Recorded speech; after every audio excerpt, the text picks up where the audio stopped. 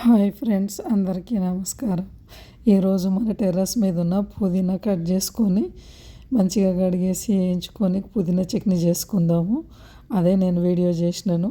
ఈరోజు మా టెర్రస్ మీద ఏమేమి కూరగాయలు వచ్చినాయో వాటితో నేను ఏమేమి వండినానో మొత్తం వీడియోలో చూపిస్తాను. అన్నీ వండినవి మాత్రం చూపించడం కుదరదు. వండుకుంటూ వీడియో తీయడం అంటే నాకు కొంచెం కష్టమవుతుంది.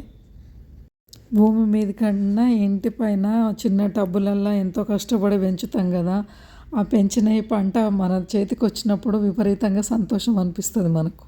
పుదీనా పచ్చడిలో ఎప్పుడు నేను పచ్చిమిరపకాయలు వేస్తుంటే ఇంకా లేవు అనేసి ఇంట్లో కొన్ని ఎండుమిరపకాయలు ఉంటే అవి కొద్దిగా నానినాయి సరే అనేసి అవే యూజ్ చేస్తున్నా. ఎల్లిపాయలు, జీలకర్ర, ఎండుమిరపకాయలు, కొంచెం నువ్వులు యాడ్ చేసుకున్నాను. ఫ్రై చేసుకొని మిక్సీ పట్టినాను. దీంట్లోకి నానబెట్టిన చింతపండు కొంచెం వేసుకున్నాను.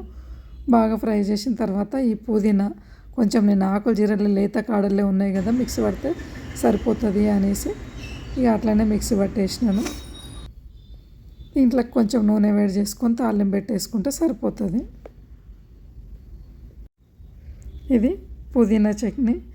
ఇదేమో బచ్చలాకుతో చేసిన చట్నీ.